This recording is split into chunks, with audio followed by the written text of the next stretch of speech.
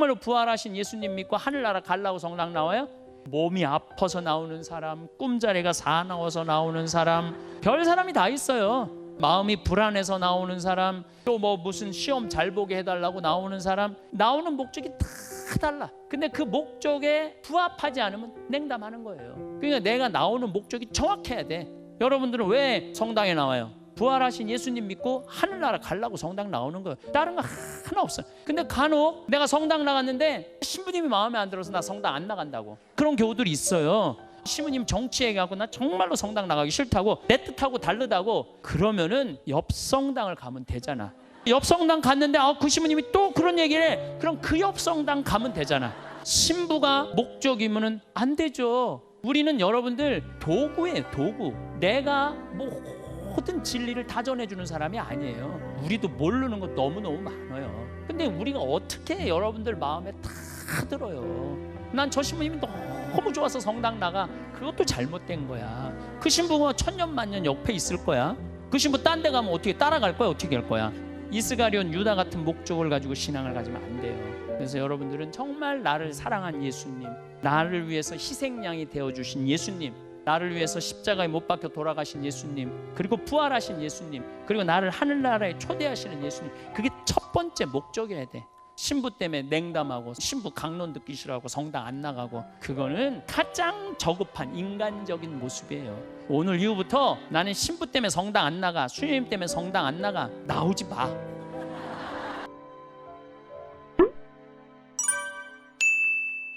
처음에는 마리아 막달레나한테 나타났는데, 두 번째는 다른 야고보의 어머니 마리아, 살로메, 요한나에게 나타나시죠. 당신의 장례를 치렀던 사람들에게 먼저 나타나죠.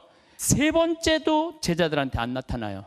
엠마오로 가는 두 제자에게 나타나시죠. 부활하신 당일에 마리아 막달레나 나타나시고, 동시에 예순 스타디온, 제가 스타디온 얘기했죠. 스타디움, 예순 스타디온이니까 12km 정도 되는 거죠. 12km 떨어진 거리에 있는 엠마오로 두 제자와 동행하시면서 걸으세요. 자, 여러분들, 3일 전에 그렇게 매를 맞고 못 박히고 십자가에서 그 고통을 겪고 창에 찔린 분이 12km를 걸어갈 수 있다고 생각하세요? 그건 불가능한 일이에요. 그러니까 완전히 새로운 모습으로 변화되는 거죠. 그런 희망을 갖고 여러분들도 부활할 거 생각을 하셔야 돼요. 다시 한번 강조하지만 39채 매질과 십자가 못 박힘과 심한 근육 경련을 일으킨 예수님께서 3일 만에 걸으실 수가 없죠. 예수님께서는 확실히 다른 모습으로 부활하십니다. 심지어 예수님께서는 12km를 걸으시고 더 멀리 가려고 그랬어요. 멀리. 빵을 떼어 나누어 주실 때야 클레오파스라는 제자와 다른 제자는 예수님을 알아봐요. 자, 우리는 예수님하고 12제자만 생각을 참 많이 해요. 예수님 승천하고 난 다음에 제자들이 몇 명이 모여서 기도했느냐면 120명이 모여서 기도해요. 그러니까 12명만 옆에 있었던 게 아니야. 120명이라는 예수님 군단들이 있었어요. 그러니까 12명이 어떻게 전 세계에 선교를 떠나겠어요. 그런 사람들한테 예수님 계속 나타난 거예요. 12제자에게만 나타난 게 아니라 특별히 이 엠마오로 가는 제자들한테 예수님 나타나시는 거죠. 그래서 서산의 노을이 고우나 그 성가가 참 아름답게 들리는 거, 예수님을 보고 알아보지도 못하고 너무 좋으니까 나하고 같이 머물러 달라는 기가 막힌 노래가 있죠. 베드로에게 이제 나타나서 이제 네 번째 가서야 베드로한테 나타나요. 엠마오로 갔던 두 제자는 너무 놀라 다시 12km나 되는 거리를 2시간에 걸쳐 되돌아와서 제자들에게 예수님의 부활을 알리고 있는데, 예수님께서 드디어 제자들 앞에 나타나시는 거예요. 그러니까 마리아 막달레나한테 나타나고, 살로메, 요한나한테 나타나고, 엠마오로 가는 두 제자한테 나타나고, 이게 다 부활하신 당일에 벌어진 일이에요. 그러니까 서산의 노을이 고우나 이 밤을 좀 쉬어가라고 그러니까 빵을 떼어 줄 때 보니까 예수님이야. 예수님 살아나셨네. 죽었는 줄 알았더니 빨리 제자들한테 가갖고 예수님 살아난 거 알려줘야 되겠다. 그리고 엠마오로 간 제자들이 예루살렘에 왔는데 예수님이 또 따라온 거야. 참 대단한 모습이죠. 손과 발을 보여주시면서 유령이 아님을 증거하시죠. 유령은 육체가 없게 음식을 먹을 수가 없죠. 예수님께서 물고기를 달라고 그래갖고 해서 드신 거야. 제자들에게 평화를 빌어주는 것 또한 잊지 않으시죠. 예수님이 부활하고 난 다음에 다시 제자들한테 나타날 때마다 너희에게 평화가 있기를, 저는 이 말을 왜 했느냐 하면은 얼마나 미안해요.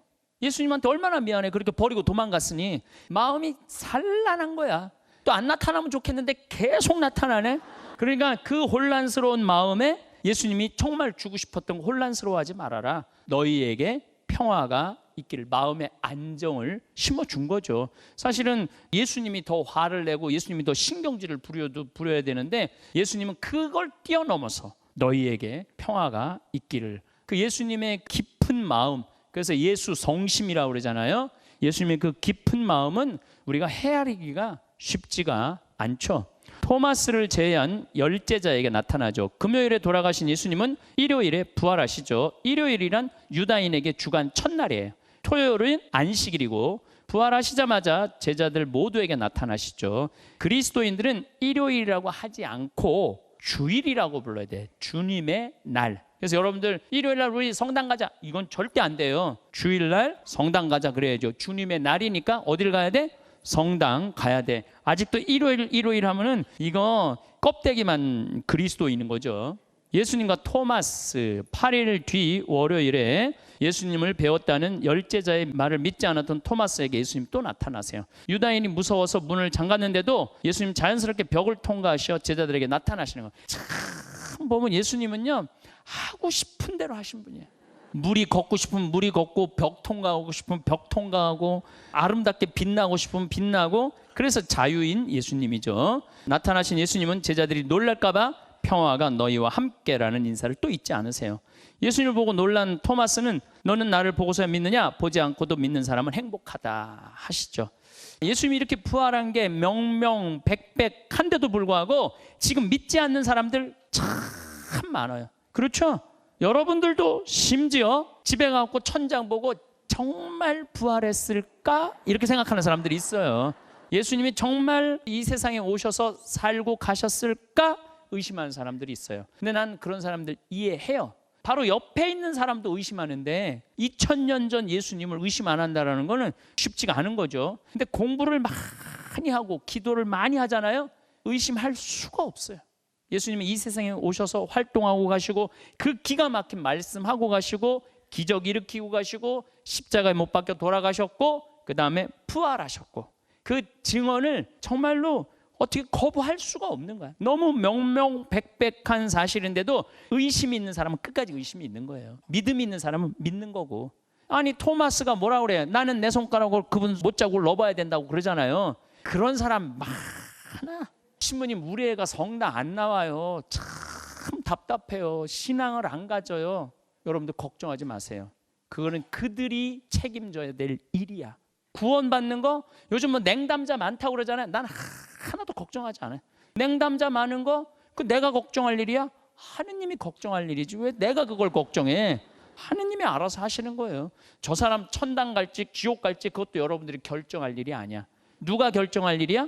하느님이 결정할 일이야. 그저 나는 증언하는 거예요. 예수님 부활하셨다. 예수님 부활하셨고 예수님 우리 사랑하고 내가 여러분들한테 지금 계속 얘기하잖아.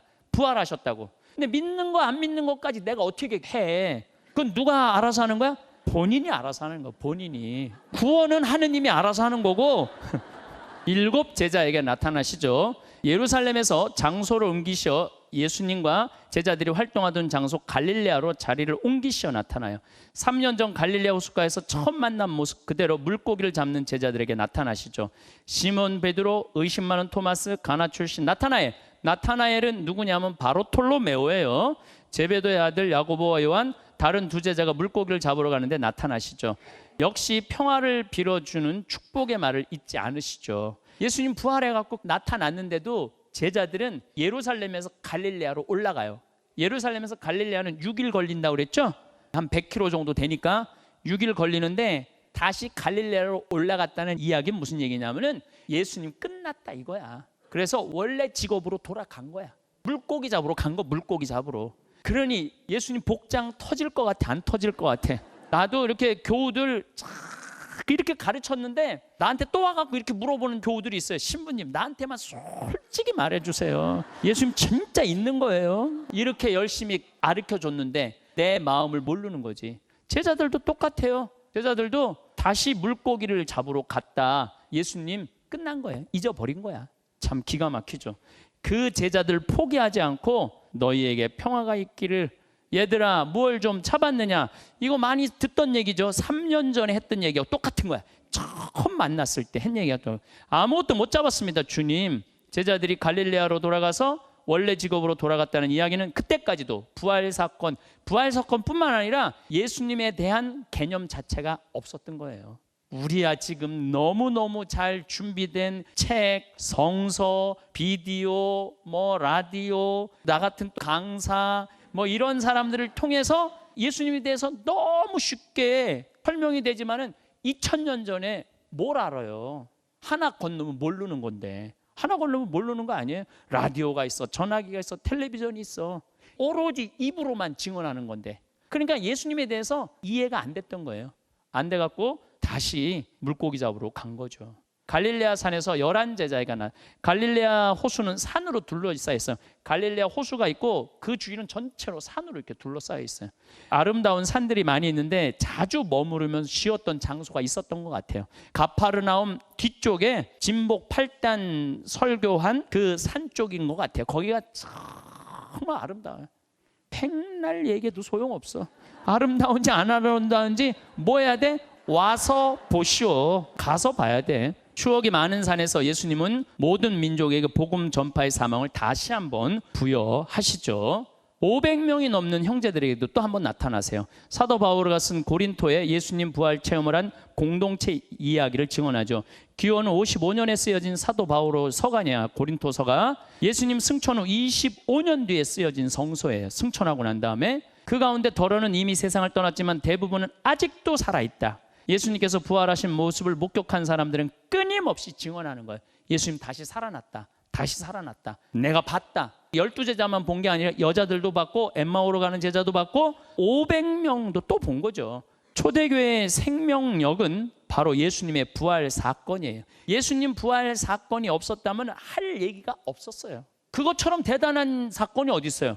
예수님 다시 살아난 사건처럼. 그러니까 바오로 사도가 쓴 서간 13개를 읽어보면요, 처음부터 끝까지 예수님 부활했다, 부활했다, 다시 살아났다, 부활했다, 다시 살아났다. 사도행전을 봐도 예수님 다시 살아났다, 부활했다, 그 얘기만 해요.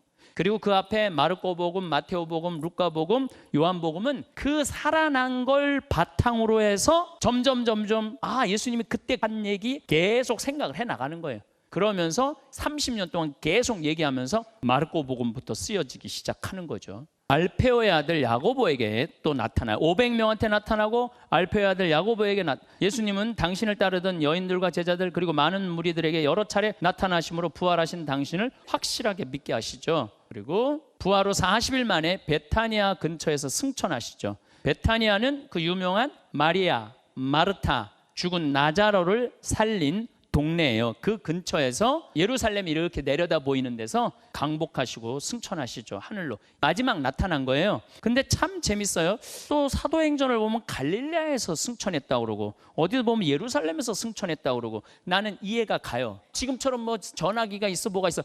예수님 지금 여기 갈릴레아 호수인데 여기서 승천하고 계셔. 이게 아닌 것 같아. 그래서 그들의 기억력이 조금씩 달랐던 것 같아요. 근데 대체적으로는 예루살렘에서 승천하신 걸로 보죠. 그리고 12번째, 지금 성서 강의를 듣는 우리에게 나타나고 계신 거예요. 지금 예수님께서는 승천을 하시고 난 뒤 5년이 지나 사울, 지금 바오로에게 나타나시죠. 사울아 사울아 왜 나를 박해하느냐. 누굽니까? 네가 박해하는 예수다. 예수님은 2000년이 지난 지금도 당신 구원 업적을 마음으로 되새기는 우리들에게 다시 살아나고 계신 거예요.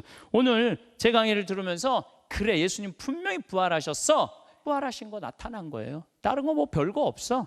예수님 부활 사건이 없었다면 단지 2000년 전 아름다운 젊은이가 특별한 삶을 살고 간 추억의 사람일 뿐이에요. 부활했기 때문에 우리의 구원의 주님이 된 거예요. 부활했기 때문에 십자가 제사가 희생 제사가 된 거예요.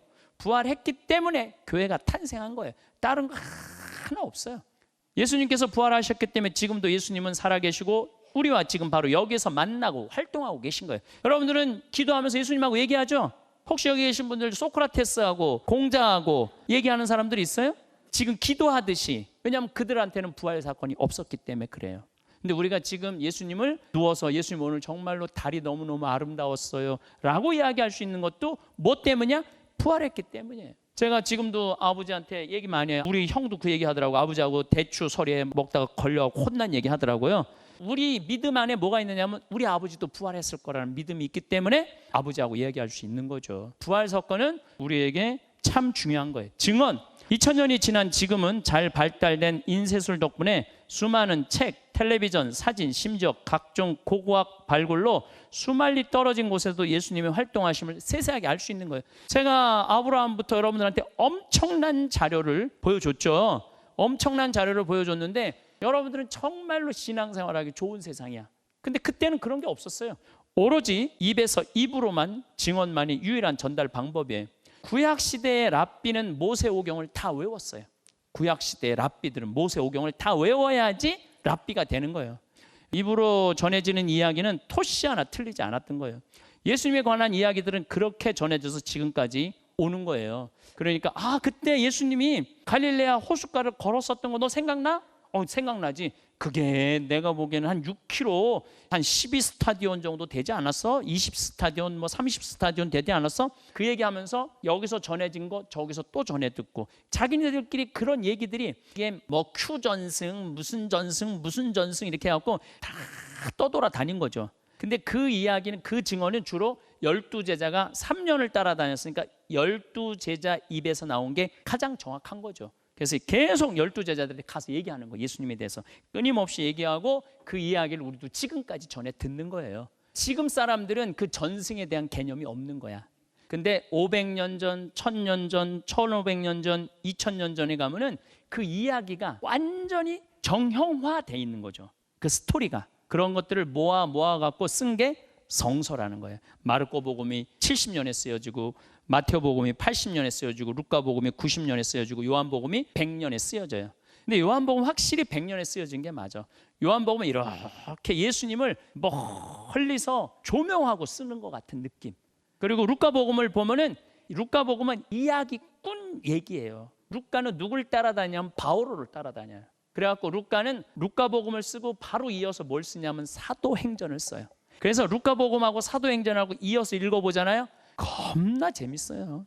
존경하는 테오필로님이 루카 복음에도 나오고 사도행전에도 나와요. 내가 그 많은 이야기를 자세히 조사해서 이렇게 기록을 했습니다. 이제 사도행전도 1장부터 12장까지는 12사도에 대한 얘기를 하고 13장부터는요 바오로 얘기만 해요. 왜냐하면 바오로하고 따라다니면서 마지막 로마에 갔을 때 거기서 사도행전을 거의 완성을 해요. 바오로하고 같이 있으면서.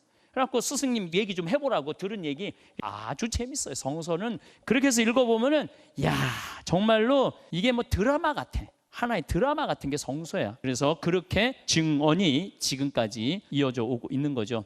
혼동의 제자들, 예수님 부활에 제일 당황한 사람들은 예수님을 골고타 언덕에서 외롭게 죽어가도록 배신한 제자들이야. 만약 예수님께서 십자가에 못 박혀 돌아가시고 1년 만에 다시 나타났다면 덜 송구스러웠겠지. 근데 딱 3일 만에 짠 하고 나타난 거예요. 짠 하고. 예수님을 바라보는 제자들은 혼란 자체였죠. 예수님을 배신한 후 유다인들이 무서워서 다락방에 벌벌 떨던 제자들이 어떤 탄압도 막을 수 없는 강력한 집단으로 재탄생한 사실은 부활 사건 아니면 설명할 수가 없는 거예요. 부활 사건을 보고 정말 우리 스승님이야말로 참 하느님이구나. 그걸 고백한 거죠. 그래서 온 세상으로 이제 나가기 시작을 하는 거예요. 제자들이. 3년 전 원직업인 업으로 돌아간 제자들. 예수님을 3일 만에 뵙기는 했지만 도저히 믿지 않는 제자들은 스승이 죽었다고 생각하고 3년 전 직업으로 돌아가죠. 인생을 살면서 제일 가슴 아픈 일은 진심과 본 모습을 몰라줄 때야.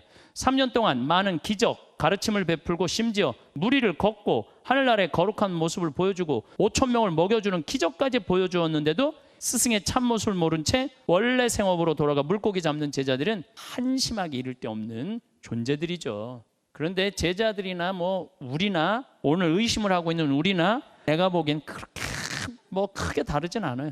그런데 어떻게 저 제자들이 변화됐느냐? 바로 교회의 시작, 오순절, 성령 강림. 예수님께서 부활 후 40일 만에 승천하시죠. 예수님께서 하늘나라를 오르시고 제자들은 스승의 모습이 보이지 않자 또 불안해.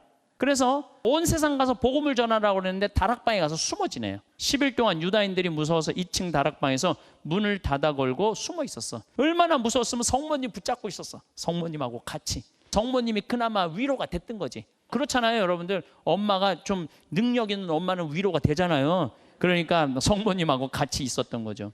부활 후 50일이 되는 날 제자들에게 성령이 내리자 모습이 완전히 달라져요. 사도들이 복음 선교 사명을 수행하기 시작한 시기는 성령께서 강림할 때부터야. 그래서 이때부터 교회의 시작을 알리는 거예요. 그래서 여러분들 개신교 중에서 오순절 교회 있잖아요. 그게 바로 교회의 시작이라는 거예요.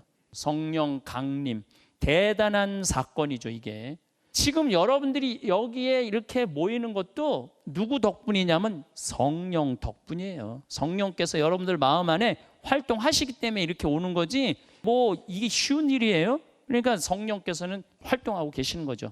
사도들의 활약을 보면 베드로는 오순절에 예루살렘에서 첫 설교를 하고 3,000명이 입교 세례를 받죠. 베드로가 예루살렘 성전 아름다운 문에서 불구자를 치유하죠. 베드로와 요한이 예수님을 사형에 처한 사내들인 최고의회에서 용감히 증언해. 이 사람들이 무서워서 도망간 건데 이제는 그들 앞에 나서서 예수님 부활하셨다고 증언하는 거죠. 초대교회 공동체 함께 모여 기도하고 찬양하고 성찬례를 거행하는 거죠. 제가 전 세계 강의 다니면은 아주 외진데 구석진데 이런 데 가보잖아요. 그 교우들 신부도 없어. 근데 8명, 10명이 모여서 기도해요. 그리고 정말로 신부님 한번 모시는 게, 내가 지난번에 뉴질랜드를 갔는데 퀸즈라는 도시인데 가보니까요, 교우들이 공항에 나왔어. 근데 난 알지도 못하는 교우들이야. 공항에 나왔고 꽃다발을 이렇게 들고 25주년 축하한다고 카드까지 썼어. 그래서 내가 오는 거 어떻게 알았냐고 그래갖고 아름아름 알게 됐대. 그래서 우리 이 공동체 신부님이 와갖고 공항까지 마중 나온 거예요. 그래서 같이 이제 미사하고 그랬는데 8명이야, 8명. 8명이 모여갖고 기도하고 있더라고요. 그래서 야, 하느님의 힘이 이렇게 대단하구나. 그걸 제가 느꼈죠. 베드로, 중풍병자 고치고 죽은 과부 도르카스를 살려. 예수님만 나자로 살린 게 아니에요. 베드로도 과부를 살리죠. 솔로몬 회랑에서는 하루에 남자만 5,000명을 회개시켜요. 솔로몬 회랑, 여러분들 제가 성전 할 때 그 성전 바닥이 미식 축구장 25배만 하고 한 번에 몇 명이 모일 수 있다고 그랬어? 25만 명이 모일 수 있다고 그랬죠? 거기서 5,000명 회개시켰다는 거 이해가 돼요, 안 돼요? 되죠? 그러니까 배워야 된다니까. 배우니까 이해가 되잖아요. 카이사리아 백부장 고르넬료에게 전도하면서 이방 선교의 첫 장을 열죠. 그리고 베드로는 소아시아에 가서 전도까지 하는 완전히 투사로 바뀌죠. 베드로는 네로 황제 때 64년 대화제 때 신자들의 박해를 뒤로하고 다른 지방으로 떠나요. 근데 다른 지방으로 떠나는데 예수님이 길에서 로마로 가는 거야. 베드로가 너무 반가우니까 뭐라고 그래? 꾸어바디스 도미네 그러잖아요. 어디로 가십니까 주님? 그러니까 예수님이 뭐라 그래? 네가 버리고 간 신자들을 위해서 내 십자가에 못 박히러 간다고. 그거를 보고 베드로가 다시 로마로 가서 십자가에, 그것도 그렇게 3번이나 배반했으니까 나는 죽을 자격이 없다. 그래갖고 거꾸로 십자가에 못 박혀 죽죠. 근데 64년이라고 하면 예수님이 30년에 돌아가셔 승천하셨는데 베드로가 몇 년 동안 선교한 거예요? 34년 동안 선교한 거예요. 짧은 세월이 아니에요. 34년 동안 그 선교를 할 수 있는 힘은 부활을 체험했기 때문이라는 거예요. 예수님의 부활을 체험했기 때문에 34년을 선교할 수 있는 거야. 여기 있는 분들, 난 이제 레주 5년 하고 나 지쳐서 이제 안 할 거야. 마지막에 이 제자들을 보면요, 정말 놀라워요. 요한, 주님께서 사랑한 제자 요한은 남을 잘 품지 못하는 뾰족한 성격을 가지고 있었고 성격이 급하고 불같아서 화를 잘 냈어요. 그래갖고 사마리아 지나는데 예수님 안 받아들이니까 야고보하고 요한하고 뭐라 그래? 하늘에서 불을 내려다가 살라버릴까요? 정말로 천둥의 아들이라는 소리 들을 만하죠. 하느님 나라에서 첫째가 되고자 하는 야심을 가지고 있었어. 요한복음서를 보면 사랑이라는 단어가 50번 이상이나 기록되어 있고 제자들 중에 가장 오래 살았으면서 예수님의 사랑을 증거했어요. 왜 오래 살았어? 예수님이 성모 마리아, 당신의 어머니를 요한한테 맡기거든요. 그러니까 요한이 죽으면 성모님 어떻게 돼? 안 되니까 요한은 순교의 영광을 받지 못했죠. 성령 강림 이후 베드로와 함께 예루살렘과 사마리아에서 선교하죠. 44년 헤로데 아그리파 1세 박해를 피해서 소아시아로 갔고 그곳에서 7교회를 지도해요. 그래서 요한 묵시록에 보면 7교회한테 편지를 쓰노라 그런 내용이 나와요. 요한은 95년에 하느님 말씀과 예수님에 대한 증언 때문에 파트모스 섬으로 추방당해 그곳에서 묵시록을 완성하죠. 그 요한이 예수님 따라다닐 때 한 20살, 예수님 30살 때 제자들은 대개 20살이었어. 20살. 예수님도 젊었지만은 예수님 따라다닌 제자들도 겁나 젊었어요. 겁나. 대개 60살, 65살까지 선교 활동을 하죠. 야고보 사도 가장 빨리 순교하죠. 야고보는 사마리아 유대 지역에 복음을 선포하고 이베리아 반도까지 다녀갔다는 기록으로 스페인의 콤포스텔라의 기원이 돼. 이베리아는 스페인이에요. 스페인. 그래서 44년 예루살렘에서 그리스도를 탄압하던 헤로데 아그리파 1세에 의해서 체포되어 파스카 축일 전날 참수형 목 잘려 제일 먼저 순교한 사도예요. 제일 먼저 순교해도 14년 동안 선교, 예수님 떠나고 14년 동안. 그래갖고 여러분들 스페인 콤포스텔라 이게 바로 이 야고보 사도를 기념해갖고 하는 성지 순례 코스입니다. 안드레아 사도, 베드로 사도의 동생이야. 형 베드로와 달리 성실하고 온건하고 신중한 성격의 인물이야. 그래서 안드레아를 보면요 다 온순해. 보면 안드레아 세례만 다 자기 본명대로 가더라고요. 보니까 러시아에 복음을 전파하죠. 안드레아 요한은 선생님 묵고 계신 곳이 어디인지 알고 싶습니다. 그러자 예수님이 와서 봐라. 안드레아와 형 베드로와 제베도의 두 아들인 야고보 요한과 함께 갈릴레아에서 어부야. 어부. 그러니까 이 12제자 중에 11명이 갈릴레아 사람이야. 그러니까 예수님을 불러서 뭐라고 그래? 갈릴레아 사람이라고 그러잖아요. 갈릴레아 사람. 저기 갈릴레아 사람이 간다. 안드레아는 70년경 로마의 대대적 박해 때 순교를 하죠. 그러니까 30년에 예수님 승천하고 70년에 순교했으니까 40년 선교한 거죠. 마케도니아에서 체포되어 X자 형태의 십자가에서 못 박혀 순교하죠. 십자가에 매달린 이틀 동안 안드레아는 계속 이틀 동안 설교를 해요. 이틀 동안 예수님 만났던 거 계속 얘기하는 거지. 예수님이 처음 만났는데 물가에서 만났는데 물고기를 얼마나 많이 잡게 했는지 모른다. 예수님이 정말로 사랑의 계명을 행복하라고 우리한테 얘기했다. 예수님이 무리를 걸으셨다. 이틀 동안 십자가에 못 박혀서 계속 나 같은 거지. 계속 얘기하는 거지. 계속. 그래갖고 너무너무 안타까워갖고 저 십자가에서 내려야 된다. 저 죽을 거다. 그러니까 내리자마자 목숨을 잃어버리죠. 안드레아 사도. 다음 사도는 토마스 사도인데 갈릴레아 출신으로 호수에서 물고기 잡은 어부예요. 죽은 나자로를 되살리기 위해 예루살렘의 베타니아로 가려고 하자 다른 사도들이 바리새파 음모에 걸릴 위험이 있다면서 예수님 못 가게 해요. 우리 친구가 죽었으니 가자. 그러니까 다른 사도들이 거기 가시면 죽습니다. 그런데 토마스는 뭐라고 그러냐면은 우리도 함께 가서 그분과 생사를 같이 합시다 그래요. 그러니까 제자들은 예루살렘에 올라가면서 죽을 수도 있다라는 두려움이 있었어요. 죽음에 대한 두려움이 있었어요. 그러니까 예수님 잡히자마자 다 도망갔던 거예요. 그 두려움을 계속 갖고 올라갔기 때문에. 그런데 그분과 함께 죽더라도 갑시다 이렇게 말한 사도가 용감한 토마 사도예요. 내 눈으로 그분 손목에 못자국을 보고 그분 못자국에 내 손가락을 넣어보고 또 내 손을 그분 옆구리에 넣어보지 않고는 결코 믿지 못하겠다 라며 부활하신 예수님을 믿지 못했는데 정인전을 읽어보면 그 토마스 덕분에 우리가 부활하신 예수님을 확실하게 믿게 되었다.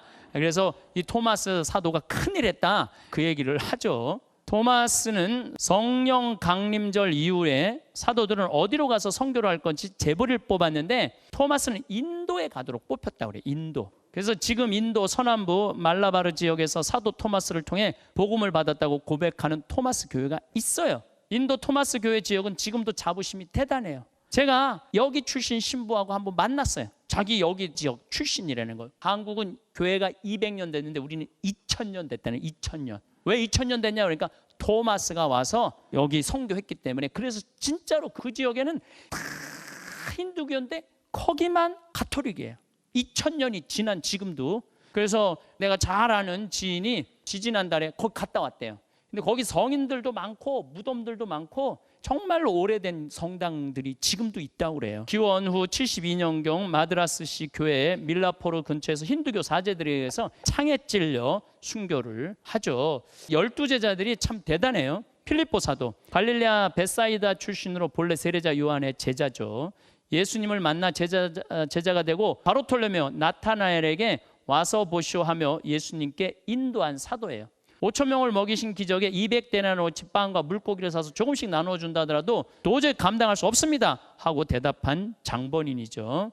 예수님께서 예루살렘에 입성하던 날에도 그를 만나게 해달라고 요청하는 그리스인들을 예수님에게 소개한 사도죠. 필립보 사도는 그리스를 무대로 전교를 하죠. 도미시아노 황제 그리스도 박효 때 히에라폴리스에서 대략 78년경에 십자가형으로 순교를 하죠. 많이 했죠. 78년이면은 예수님 30년에 돌아가셨으니까 48년 동안 복음을 전하고 다닌 거예요. 그리고 그 끝은 또 순교로 끝을 내죠. 바르톨로메오 사도, 나타나엘이라고 그러는 사람 있죠. 예수님에게 보라, 이 사람이야말로 정말 이스라엘 사람이다. 그에게는 조금 더 거짓이 없다며 크게 칭찬을 받죠. 그러자 나타나엘은 깜짝 놀라며 예수님에게 자신을 어떻게 알았느냐고 묻자 예수님은 필립보가 너를 찾기 전에 무화과 나무 아래에 있는 너를 보았다. 그때 이미 너를 알고 있었다. 무화과 나무 있는 사람은 평화로운 사람이야. 이스라엘 사람들에게는 무화과 나무라는 건 축복과 평화와 안정이 있는 사람이 무화과 나무에 있는다고 표현을 해요. 그러니까 무화과 나무에 이렇게 앉아서 평안을 누린 바르톨로메오한테 예수님은 저 사람이야말로 참 이스라엘 사람이다 라고 얘기한 거죠. 예수님의 말에 감탄한 나머지 나타나엘은 예수에게 당신은 하느님의 아들이시며 이스라엘의 왕이십니다 라고 신앙 고백을 하죠. 바르톨로메오 사도는 도아시아 지방 프리기아와 지금의 터키 지방이면서 아르메니아에 도달해 그곳에서 선교 활동을 하다가 이교 사제들의 선동을 받은 아스티아제스 왕에 의해서 참수를 당하죠. 바르톨로메오는 산채로 칼에 의해 전신의 살가죽이 벗겨져요. 저렇게 살가죽이 이렇게 벗기는 거죠. 나중에는 십자가에 못 박혀 머리가 베어지는 갖은 혹형을 다 하죠. 바르톨로메오 사도가 굉장히 오래 활동을 하고 아주 비참하게 순교를 한다고 그러죠. 마테오 사도, 마테오는 우리가 레위 그러죠. 그 레이예요. 마테오는 마르코 마테오 복음서에서 마테오를 레이라고 부르죠. 가파르나움에서 로마 제국을 위해 유다인들에게 세금을 걷던 세리야. 그러니까 가파르나움은 누군네 동네냐면 베드로네 동네예요. 그 다음에 신학교가 어디 있었다고 제가 그랬어요? 가파르나움에 있어요. 신학교. 예수님이 항상 어디 갔다 오면 어디로 가? 가파르나움으로 들어가. 그래서 거기서 제자들을 가르치고 비유를 설명해주고 뜻풀이를 해주는 데가 어디냐면 베드로네 집이야. 근데 그 동네에 세금을 걷던 세리야.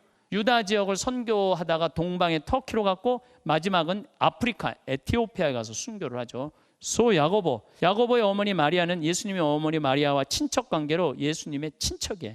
예수님의 친동생으로 오해하기도 하지만 사촌 정도로 가까운 친척으로 보죠. 만약 야고보가 예수님의 친동생이라면 예수님께서는 십자가에서 어머니 마리아를 제자 요한에게 맡기지 않았을 거라는 거죠.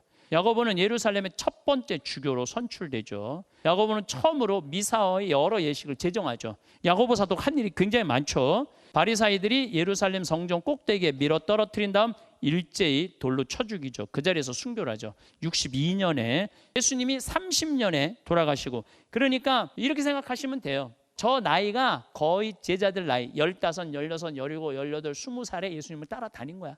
예수님은 30살에 스승님으로 된 거고, 그래서 33살에 순교하시고, 그러니까 예수님보다 10년 정도 어린 사람들이라고 보시면 돼요. 베드로만 뭐 내가 보기엔 거의 비슷하지 않았을까, 나이가. 결혼을 했다니까. 근데 그때는 결혼을 다 15, 16에 하는 거죠. 지금 우리하고 생각하면 안 돼요. 유다 다테오 사도, 야고보 동생 이스가리온 유다와는 다른 유다예요. 최후의 만찬 당시 유다 다테오는 예수님을 향해서 주님께서 왜 세상에는 나타내 보이지 않으시고 저희에게만 나타내 보이시려고 하십니까? 라고 물어본 기록이 유일해. 그러니까 이 다테오가 더 성서에 많이 언급되어 마리아 막달레나가 더 많이 언급돼요. 그러니까 사도 중에 사도라는 말을 마리아 막달레나한테 쓸 수 있는 거예요. 시리아와 이란, 이라크 지역에서 복음을 전하죠. 페르시아 제국 지역에서 포교 활동 중에 이방의 신상을 파괴하고 그 때문에 순교를 하죠. 100년경에 순교했다고 그러죠. 그 다음에 시몬 사도가 되기 전에는 바리사이파로 구성된 극단적인 유다 민족주의를 대면한 열심당원의 일원이었죠. 마카베오의 후계자를 자처하며 로마 제국으로부터 유다인 해방을 부르짖은 사람이죠. 로마 제국에 순종했던 과거를 가진 마테오와 로마 제국에 반대했던 극단주의자 시몬을 모두 자신의 제자들로 받아들임으로 통해서 서로 상반된 이념으로 인해 빚어지는 갈등을 중재하고 조정하고자 했다. 이게 무슨 얘기냐면은 마테오는 세리야. 로마에 충성하던 사람이야. 시몬은 로마에 항거한 사람이야. 그런데 그 마테오도 제자, 시몬도 제자. 예수님한테는 그게 중요한 게 아니라는 거예요. 예수님 이 세상에 별로 관심이 없었던 거죠. 페르시아의 기둥에 거꾸로 매달려 사타구니에서 머리까지 톱으로 육신이 동강나는 형벌, 이렇게 톱으로 자르는 장면이 나오죠. 형벌을 통해서 순교를 했다고 그러죠. 이거는 확실한 역사적인 근거가 많이 없어요. 그 전승들만 이렇게 한 거예요. 어쨌든 제자들은 다 뿔뿔이 흩어져 갖고 전 세계로 가갖고 복음을 예수님 말씀대로 끝까지 전했다는 얘기를 하는 거죠. 마티아 사도는 이스가리온 유다를 대신한 땜빵 사도라고 그러죠. 땜빵 사도. 이스가리온 유다를 제한 11명과 120명이 한 방에 모여 있었는데 대신하기 위해서 어떻게 제비를 뽑아갖고 사도하죠. 전승에 하면 악숨에서 큰 도끼에 찍혀 죽었다고 그러죠. 그 다음에 13번째 제자 이스가리온 유다는 돈주머니를 관리하던 제자였어요. 돈주머니를 관리하던 제. 그러니까 사실은 돈하고 가까우면 죄하고 가까운 거예요. 그래서 신부들은 내가 그래서 여러분들 농담 삼아 그 달에 번 돈은 그 달에 다 쓰는 게 내 신념이라고. 돈이 많잖아요. 머리가 복잡해져요. 그러니까 신부한테는 돈이 없어야 돼. 그러니까 간당간당하게 살아야 돼. 근데 만약에 돈이 없잖아. 그러면 가만히 있으면 돼. 근데 돈이 많으면은 온갖 복잡한 생각이 다 드는 거예요. 은하 30냥이면은 유다교 율법으로 성인 노예의 값이야. 성인 노예의 값으로 예수님을 팔은 거죠. 예수님 볼에 키스하는 방법으로 예수님을 배반한 거야. 가장 사랑스러운 방법으로, 가장 친숙한 방법으로 예수님 볼에 키스한 사람이, 그때는 뭐 누가 누군지 모르잖아요. 그러니까 내가 키스하는 사람이 예수님이다. 그렇게 하고 예수님을 배반하죠. 예수님을 따르던 목적이 하느님 나라 선포가 아니라 예수님의 능력을 빌려 로마에 항거하기 위함이었죠. 뜻대로 되지 않자 스승을 팔아넘기죠. 예수님 믿는 목적이 모두 달라. 성당 나오는 목적이 다른 경우 참 많아요. 여러분도 어때요? 여러분들도 정말로 부활하신 예수님 믿고 하늘나라 가려고 성당 나와요? 몸이 아파서 나오는 사람, 꿈자리가 사나워서 나오는 사람, 별 사람이 다 있어요. 마음이 불안해서 나오는 사람, 또 뭐 무슨 시험 잘 보게 해달라고 나오는 사람, 나오는 목적이 다 달라. 근데 그 목적에 부합하지 않으면 냉담하는 거예요. 그러니까 내가 나오는 목적이 정확해야 돼. 여러분들은 왜 성당에 나와요? 부활하신 예수님 믿고 하늘나라 가려고 성당 나오는 거예요. 다른 거 하나 없어요. 제가 성당에 왜 다니십니까? 라는 강의에 그 얘기를 해요. 성당에 나오는 이유는 하느님 나라 가려고 그러는 거예요. 근데 간혹 내가 성당 나갔는데 신부님이 마음에 안 들어서 나 성당 안 나간다고. 그런 경우들이 있어요. 신부님 정치 얘기하고 나 정말로 성당 나가기 싫다고, 내 뜻하고 다르다고. 그러면은 옆 성당을 가면 되잖아. 옆 성당 갔는데 그 신부님이 또 그런 얘기를 해. 그럼 그 옆 성당 가면 되잖아. 신부가 목적이면은 안 되죠. 우리는 여러분들 도구예요, 도구. 내가 모든 진리를 다 전해주는 사람이 아니에요. 우리도 모르는 거 너무너무 많아요. 그저 신학교 7년 교육 받고 정말로 하느님의 다제로서 미사 드리고, 어떻게 보면 강론하는 것보다 미사 드리는 게 우린 더 커요. 그러고 난 다음에 강론이야. 성서 말씀 전해주고. 근데 우리가 어떻게 여러분들 마음에 다 들어요. 그러니까 나오는 목적이 난 저 신부님이 너무 좋아서 성당 나가. 그것도 잘못된 거야. 그 신부가 천년만년 옆에 있을 거야. 그 신부 딴 데 가면 어떻게 따라갈 거야? 어떻게 할 거야? 가만히 보면 정치인들도 신앙을 갖는 내용이 달라요. 정말 그런 경우 참 많아요. 그러니까 이 목적들이 다 달라. 이스가리온 유다 같은 목적을 가지고 신앙을 가지면 안 돼요. 그래서 여러분들은 정말 나를 사랑한 예수님, 나를 위해서 희생양이 되어주신 예수님, 나를 위해서 십자가에 못 박혀 돌아가신 예수님, 그리고 부활하신 예수님, 그리고 나를 하늘나라에 초대하시는 예수님, 그게 첫 번째 목적이어야 돼. 신부 때문에 냉담하고 신부 강론 듣기 싫어하고 성당 안 나가고, 그거는 가장 저급한 인간적인 모습이에요. 오늘 이후부터 나는 신부 때문에 성당 안 나가, 수녀님 때문에 성당 안 나가. 나오지 마. 아예 나오지 마. 그런 마음으로 성당 다닐 거면 나오지 마. 그런데 내가 정말 착하니까 한마디 더 하면 마음에 안 들면 옆 성당 가. 더 마음에 안 들어? 그럼 또 옆 성당 가. 언제까지 찾아다닐지는 모르지만 구원은 내가 결정하는 거예요. 신부님은 도와주는 거예요. 도와주는 거. 결국 이스가리온 유다는 자살이라는 비극으로 끝을 내죠. 감사합니다. 예수님의 부활을 가장 먼저 믿지 못했던 사람들은 아이러니하게도 예수님을 가장 가까이에서 따르던 제자들이었습니다. 그들도 의심했습니다. 그들도 두려워했습니다. 그리고 그들도 쉽게 믿지 못했습니다. 하지만 부활하신 예수님을 만난 후 그들의 삶은 완전히 달라졌습니다. 목숨을 걸고 복음을 전했고 박해와 고난 속에서도 믿음을 버리지 않았습니다. 그들에게 부활은 이야기가 아니라 직접 체험한 진실이었기 때문입니다. 그렇다면 오늘을 살아가는 우리는 어떨까요? 우리는 왜 성당에 다니고 있을까요? 습관이 되어 나오고 있지는 않습니까? 마음이 답답해서 가정의 평화를 위해, 건강을 위해, 자녀를 위해 좋은 일이 생기기를 바라며 성당 문을 두드리는 경우도 많습니다. 물론 그것도 신앙의 시작일 수 있습니다. 하지만 신앙은 거기에서 멈추면 안 됩니다. 예수님을 믿는다는 것은 복을 받기 위한 선택이 아니라 부활하신 주님을 믿는 삶이기 때문입니다. 부활을 믿는 사람은 세상을 바라보는 눈이 달라집니다. 고난이 끝이 아니라는 것을 알고 죽음이 마지막이 아니라는 것을 알며 절망 속에서도 희망을 잃지 않습니다. 반대로 부활에 대한 확신이 약해질수록 신앙은 점점 의무가 되고 습관이 되고 결국 발걸음도 멀어질 수 있습니다. 어쩌면 냉담은 성당을 떠나는 것에서 시작되는 것이 아니라 부활에 대한 확신이 희미해지는 순간부터 시작되는지도 모릅니다. 오늘 우리 자신에게 조용히 한번 물어보면 좋겠습니다. 나는 정말 예수님의 부활을 믿고 있는가? 나는 무엇을 믿고 성당에 다니고 있는가? 이 질문에 대한 답이 분명해질 때 우리의 신앙은 다시 살아나고 삶 속에서도 희망을 잃지 않을 것입니다. 오늘 영상이 여러분의 믿음을 다시 돌아보는 작은 계기가 되었기를 바랍니다. 시청해 주셔서 감사합니다. 하늘에 계신 우리 아버지, 아버지의 이름이 거룩히 빛나시며 아버지의 나라가 오시며 아버지의 뜻이 하늘에서와 같이 땅에서도 이루어지소서. 오늘 저희에게 일용할 양식을 주시고 저희에게 잘못한 일을 저희가 용서하오니 저희 죄를 용서하시고 저희를 유혹에 빠지지 않게 하시고 악에서 구하소서. 아멘.